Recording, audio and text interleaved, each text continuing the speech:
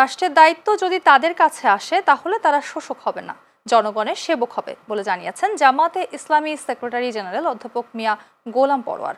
বৃহস্পতিবার সকালে খুলনার ডুমুরিয়ার নরনিয়া ফাজিল মাদ্রাসা প্রাঙ্গণে মহিলা ভোটার সমাবেশে প্রধান অতিথির বক্তব্যে তিনি এসব কথা বলেন।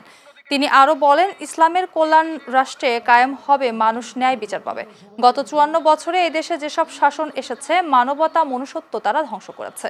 জামাতে ইসলামী ৫ নম্বর আটালিয়া ইউনিয়ন শাখার সহসভাপতি আবু বকর সিদ্দিকের সভাপতিত্বে সমাবেশে জামাতে ইসলামী খুলনা জেলা শাখার সেক্রেটারি মুন্সি মিজানুর রহমান ও উপজেলা আমির মুখতার হুসাইন সহ জেলা উপজেলা নেতাকর্মীরা উপস্থিত ছিলেন। রাষ্ট্রের দায়িত্ব যদি আমাদের উপরে আসে, আমরা শাসক হব না, আমরা সেবক হব। এখানে ইসলামের কল্যাণ এবং সৌন্দর্য কি সেটাই রাষ্ট্রে কায়েম হবে। মানুষ ন্যায় বিচার পাবে, সুবিচার পাবে, মানবতা মনুষ্যত্ব হবে। ৫৪ বছরে এই দেশে যেসব শাসন এসেছে মানবতা মনুষ্যত্ব তারা ধ্বংস করেছে। যতদিন ইসলামী আইন সমাজ কায়েম না হবে ততদিন আমাদের সেই মর্যাদা ফিরে আসবে না। আগামী সেই নির্বাচনে হয়তো ফেব্রুয়ারিতেই হবে।